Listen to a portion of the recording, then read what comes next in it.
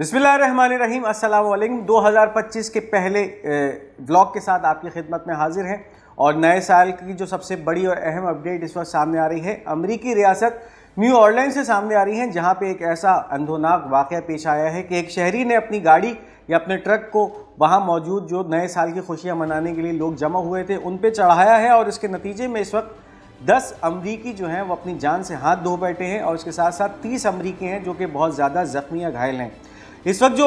New Orleans की police का department है उसके मुताबिक एक आदमी ने अपने ट्रक को और जानबूझ के ये कार्रवाई की गई और उसका मकसद ये था कि एक तेज़ रफ्तारी से उस ट्रक को उस शाहराह पे लेके आया जाए जहां पर नए साल की जो खुशियां हैं वो मनाई जा रही थी, जश्न का समा था। उसके अंदर इस अमरीकी ने अपने ट्रक को तेज़ तरीन रफ्तार के साथ लाकर उस लोगों से टकराया है, जिसके नतीजे में ये 10 अमरीकी शहरी जो हैं उसी वक्त मौके पे हलाक हो गए और इसके साथ साथ 30 जख्मी हुए हैं। लेकिन जो वाज़ेह बात है वो ये है कि इतनी सिक्योरिटी और इतने लोगों के होने के बावजूद जो इस हमले का परपेट्रेटर था या मुजरिम था वो गिरफ्तार नहीं हो सका है और मौके वारदात से फरार हो गया है। इस वक्त अमरीकी पुलिस जो है वो एक हैजान किसी कैफियत में है। इसके साथ साथ जो वहाँ के लोग हैं वो उस इलाके से जो है वो दूर हो चुके हैं और पुलिस उस इलाके में लोगों के दाखिले को ममनू करार दे रही है। इस वक्त हैजान की कैफियत इस वजह से भी है कि इस मामले का जो मुलजिम या मुजरिम था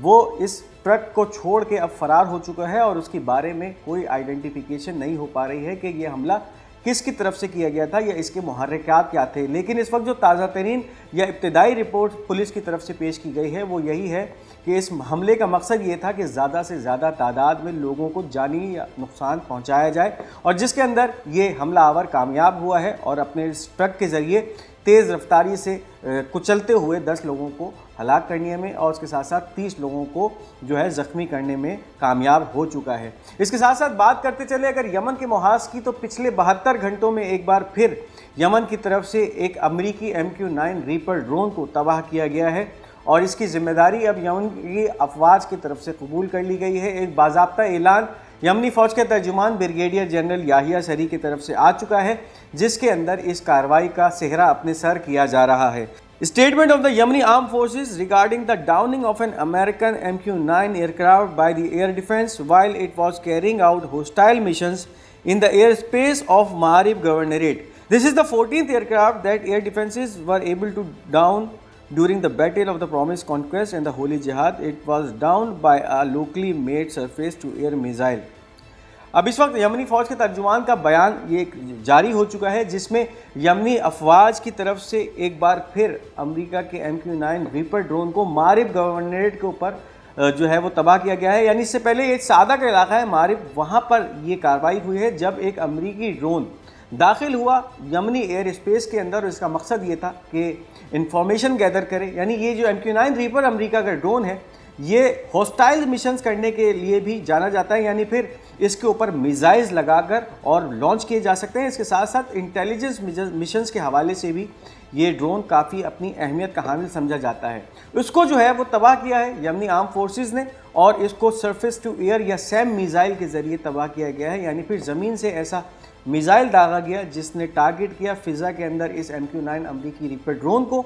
और अपने इन हिंसों के अंदर एक और हिंसे का इजाफा कर लिया। यानी फिर यमनियों की तरफ से जब से तूफ़ान लक्सा के बाद से इस जंग के अंदर बाज़ाब्ता तौर पर एंट्री हुई है तब से लेकर अब तक यमनियों की तरफ से ये तबाह किया गया अमेरिका का 14वां ड्रोन है। और अगर बात की जाए पिछले 72 घंटों की, तो पिछले 72 घंटों के अंदर ये दूसरा ऐसा ड्रोन है जो कि अमेरिका का तबाह हुआ है यमन की सरजमीन के ऊपर या यमनी फ़िज़ाई हुदूद के ऊपर। और इसके अंदर जो सबसे अहमियत की हामिल बात है वो ये है कि ये दोनों ड्रोन जो कि पिछले 72 घंटों में तबाह किए गए, यमनियों के मुताबिक ये वो तमाम ड्रोन्स यमन के अंदर locally produce surface to air missile के ज़रिए तबाह किए गए हैं। यानी फिर अब यमन की जो मिलिट्री पावर है वो इतनी पावरफुल होती जा रही है कि दुनिया का एक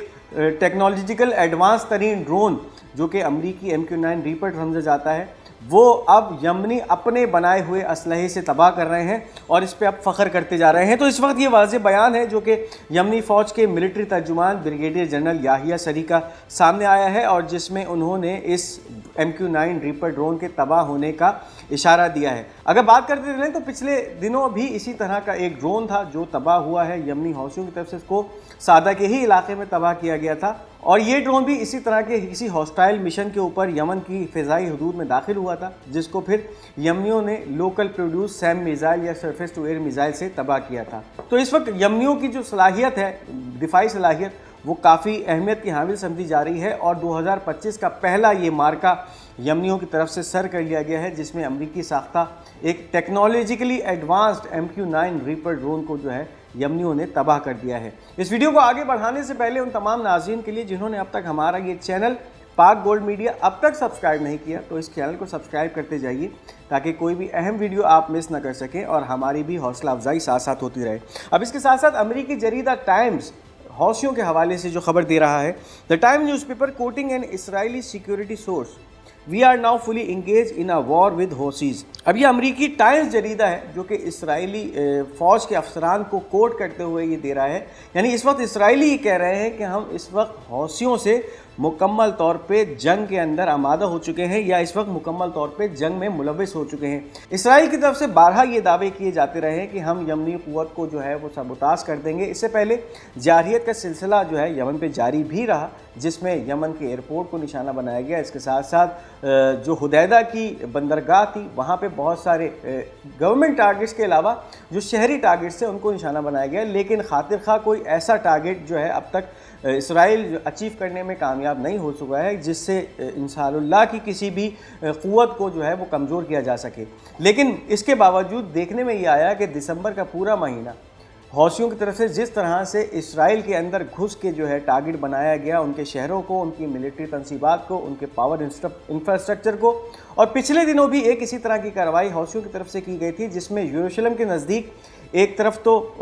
एक पावर प्लांट को निशाना बनाया गया, इसके साथ साथ याफा के करीब भी एक कार्रवाई हुई जिसके अंदर जुल्फ़िकार नामी मिसाइल का इस्तेमाल यमनी हौसियों की तरफ से किया गया था। तो इस वक्त ये है कि मंजर के अंदर यमनी हौसी काफ़ी डोमिनेंट नज़र आ रहे हैं, बावजूद इसके कि इसराइल और अमेरिका और बरतानिया मिलकर जारहियत का एक सिलसिला है जो कि यमन पर बांधे हुए हैं, लेकिन इसके बावजूद यमनियों के हौसले जो हैं वो कम नहीं हो रहे हैं, वो जिस तरह बुलंद थे इसी तरह बुलंद हैं। और इस वक्त मुजाहिदे में ये आया है कि जब इसराइल के ऊपर यमन या किसी भी मुल्क की तरफ से कोई मिसाइल या ड्रोन हमला होता है तो इसराइली शहरी पनाह गुज़ीन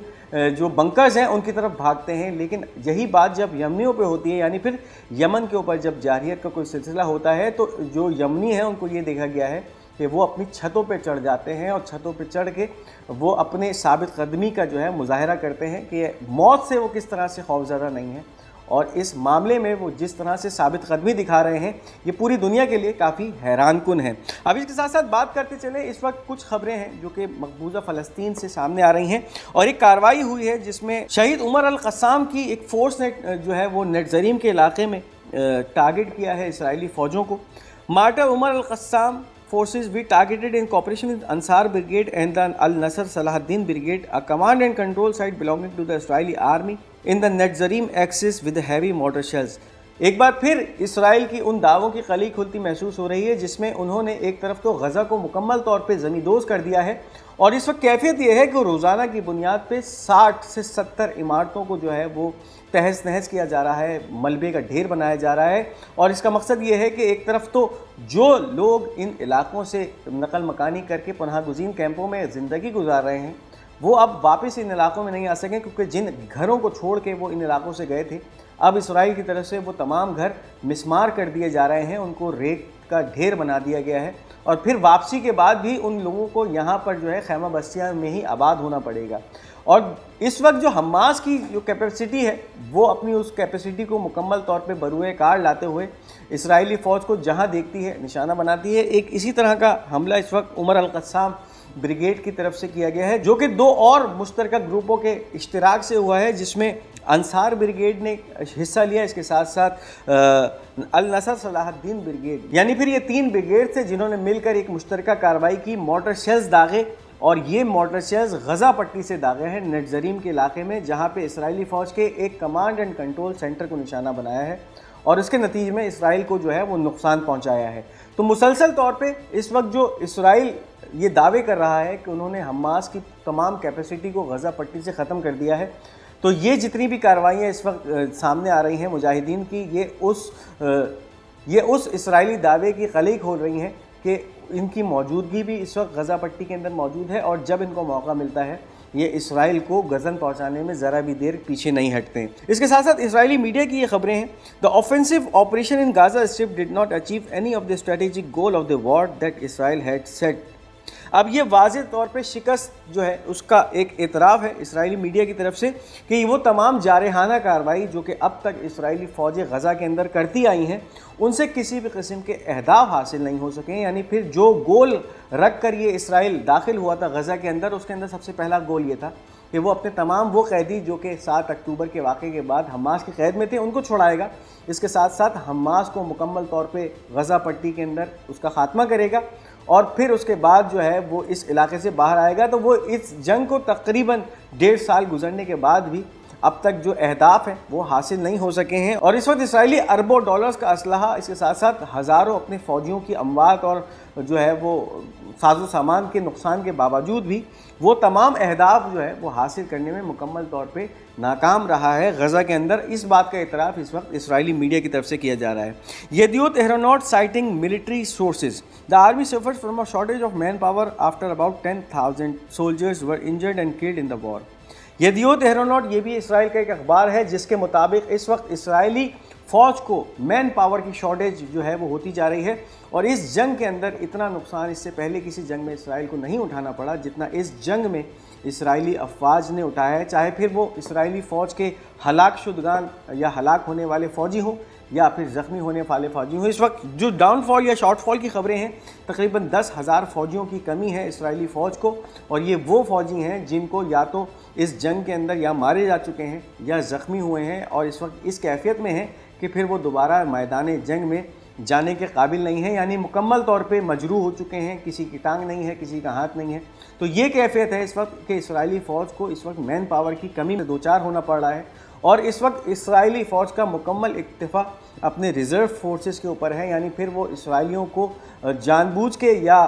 زور زبردستی سے فوج کے اندر اب بھرتی کر رہے ہیں، دھکیل رہے ہیں، اور تاکہ اپنے ان مقاصد کو اس جنگ کے اندر، چاہے پھر وہ غزہ ہو یا پھر وہ جتنے بھی دوسرے فرنٹ ہو، لبنان کا محاذ ہو یا پھر شام کا محاذ ہو، اس کے اندر اب وہ ان کو استعمال کرتے جا رہے ہیں۔ اگر بات کی جائے اس وقت کہ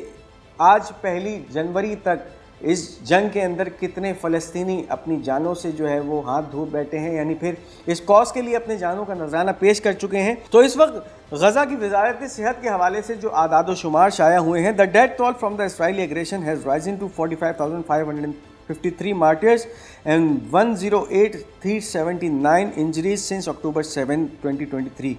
7 اکتوبر 2023 سے لے کر اب تک جتنے بھی غزہ کے اندر مظلوم فلسطینی جو ہے اپنی جانوں کا نذرانہ پیش کر چکے ہیں، جس کے اندر ایک کثیر تعداد بچوں کی بھی ہے اور خواتین کی بھی ہے، ان کی تعداد اس وقت یعنی آج